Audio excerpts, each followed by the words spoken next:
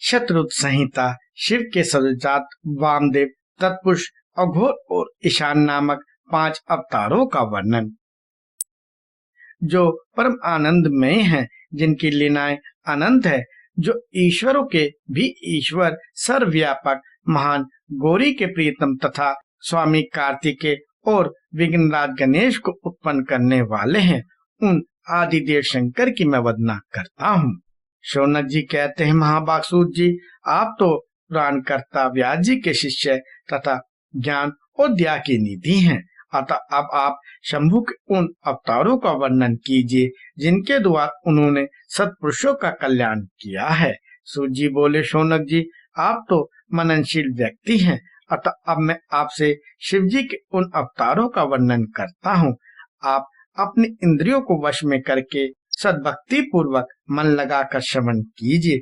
मुने, पूर्व काल में सनत कुमार जी नंदीश्वर से जो सत्पुरुषों की गति तथा शिव स्वरूप ही हैं, यही प्रश्न किया था। उस समय नंदीश्वर ने शिव जी का स्मरण करते हुए उन्हें यूं उत्तर दिया था।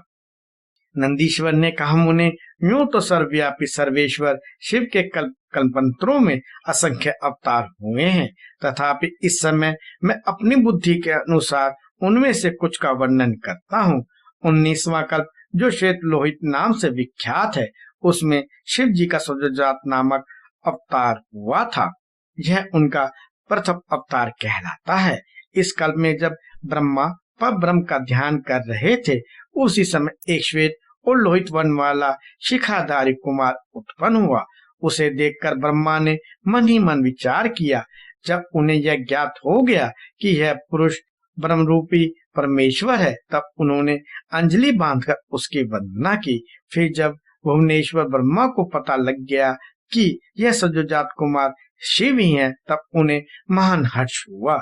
वे अपनी सद्बुद्धि से बारंबार उस परम ब्रह्म का चिंतन करने लगे। ब्रह्मा जी ध्यान कर ही रहे थे कि वहां श्वेत वर्ण वाले 4 यशस्वी कुमार प्रकट हुए। वे परमोत्कृष्ट ज्ञान संपन्न तथा पर ब्रह्म के स्वरूप थे। उनके नाम थे सुनंद, नंदन, विष्णुनंदन और उपनंदन। ये सब के सब महात्मा थे और ब्रह्मा जी के शिष्य हुए। इनसे वह ब्रह्मलोक व्याप्त हो गया।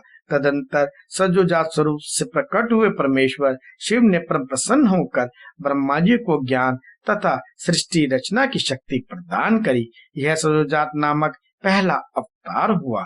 तदंतर रक्त नाम से प्रसिद्ध 20वां कल्प आया। उस कल्प में ब्रह्मा जी ने रक्त वर्ण का शरीर धारण किया था। उस समय ब्रह्मा जी ने पुत्र की कामना से ध्यान कर रहे थे।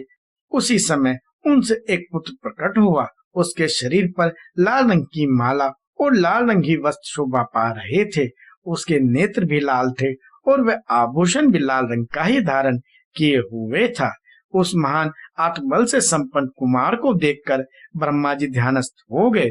जब उन्हें ज्ञात हो गया कि ये वामदेव शिव हैं, तब उन्होंने हाथ जोड़कर उस कुमार को प्रणाम किया। तत्पश्चात उनके विरजा, विवाह, विशोक और विश्वभावन नाम के 4 पुत्र उत्पन्न हुए, जो सभी लाल वस्त्र धारण किए हुए थे।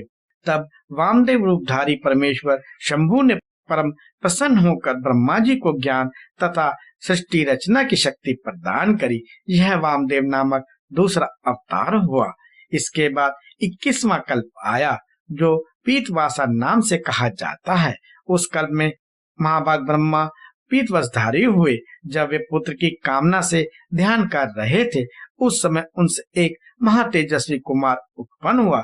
उस प्रौढ़ कुमार की भुजाएं विशाल थी और उसके शरीर पर पीतांबर झलमला रहा था। उस ध्यानमग्न बालक को देखकर ब्रह्मा जी ने अपनी बुद्धि के बल से उसे तत्पुरुष समझा।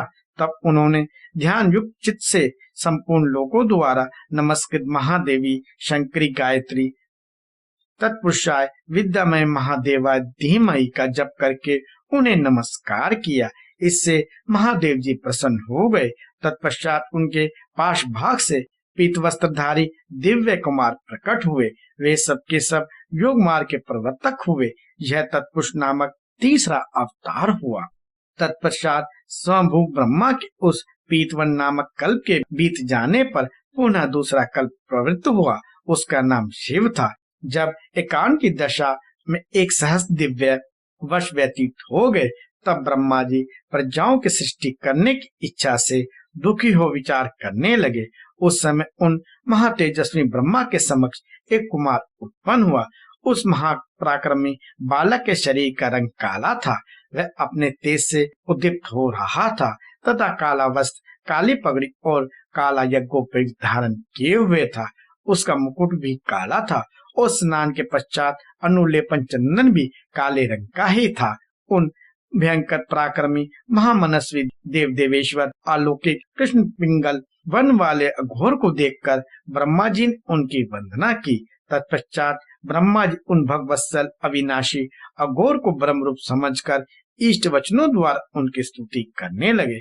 तब उनके पाश भाव से कृष्ण वन वाले तथा काले रंग का अनुलेपन धारण किए हुए चार महामनस्वी कुमार उत्पन्न हुए। वे सब के सब परम तेजस्वी, अव्यक्त नामा तथा शिव सरीखे रूप वाले थे। उनके नाम थे कृष्ण, कृष्ण शिख, कृष्णास्य और कृष्ण कंठित। इस प्रकार उत्पन्न होकर इन महात्माओं ने ब्रह्मा जी की सृष्टि रचना के निमित्त महान अद्भुत घोर नामक योग का प्रचार किया। यह अघोर नामक चौथा अवतार हुआ।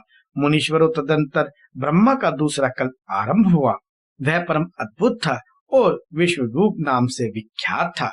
उस कल्प में जब ब्रह्मा जी पुत्र की कामना से मन ही मन शिव जी का ध्यान कर रहे थे, उस समय महान सिंहनाद करने वाली विश्व रूपा सरस्वती प्रकट हुई तथा उसी प्रकार परमेश्वर भगवान ईशान प्रदुभूत हुए, जिनका वन शुद्ध स्फटिक के समान उज्जवल था और जो समस्त आभूषणों से विभूषित थे। उन अजन्म सर्वव्यापी, सर्व अंतर्मयी तथा सब कुछ प्रदान करने वाले सस्वरूप सुंदर रूप वाले तथा अरूप ईशान को देखकर ब्रह्मा जी ने उन्हें प्रणाम किया। तब शक्ति सहित विभु ईशान ने भी ब्रह्मा को सन्मार्ग का उपदेश देकर चार सुंदर बालकों की कल्पना की। उन उत्पन्न हुए शिशुओं का नाम था जाटी, मुंडी, शिखंडी और अर्धमुंड। वे योग अनुसार सद्धर्म का पालन करके योग गति को प्राप्त हो गए। यह ईशान नामक पांचवा अवतार हुआ। सर्वज्ञ सनत कुमार जी, इस प्रकार मैंने जगत की हित कामना से सजोजात आदि अवतारों का प्रकाट्य संक्षेप में वर्णन किया। उनका यह सारा लोक हितकारी व्यवहार यथावत स्वरूप से ब्रह्मांड में वर्तमान है। महेश्वर की ईशान, पुरुष, घोर, वामदेव और ब्रह्म, ये पांच मूर्तियां विशेष रूप से प्रसिद्ध हैं। इनमें ईशान, जो शिव स्वरूप तथा सबसे बड़ा है, पहला कहा जाता है। वह साक्षात प्रकृति के भोक्ता क्षेत्रज्ञ में निवास करता है। शिव जी का दूसरा स्वरूप तत्पुरुष नाम से ख्यात है। वह गुणों के आश्वरूप तथा भोग्य सर्वज्ञ में अधिशिष्ट है। पिनाकधारी शिव का जो अघोर नामक तीसरा स्वरूप है, वह धर्म के लिए अंगों सहित बुद्धि तत्व का विस्तार करके अंदर विराजमान रहता है। वामदेव नाम वाला शंकर का चौथा स्वरूप अहंकार का अधिष्ठान है। वह सदा अनेकों प्रकार का कार्य करता रहता है। विचारशील बुद्धिमानों का कथन है कि शंकर का ईशान संजक स्वरूप सदा कर्ण, वाणी और सर्वव्यापी आकाश का अधीश्वर है तथा महेश्वर का पुरुष नामक रूप तत्व पानी और स्पर्श गुण विशिष्ट वायु का स्वामी है। मनीषीगण अघोर नाम वाले रूप को शरीर, रस, रूप और अग्नि का अधिष्ठान बतलाते हैं। शंकर जी का वामदेव संजक स्वरूप रसना, वायु, रस और जल का स्वामी कहा जाता है। प्राण, उपस्थ, गंध और पृथ्वी का ईश्वर शिव जी का सजोजात नामक रूप बताया जाता है। कल्याणकारी मनुष्य को शंकर के इन स्वरूपों की सदा प्रयत्न पूर्वक वंदना करनी चाहिए, क्योंकि ये श्रेय प्राप्ति में एकमात्र हेतु हैं। जो मनुष्य इन सजोजात आदि अवतारों के प्रकाट्य को पढ़ता अथवा सुनता है, वह जगत में समस्त काम्य भोगों का उपभोग करके अंत में परम गति को प्राप्त होता है।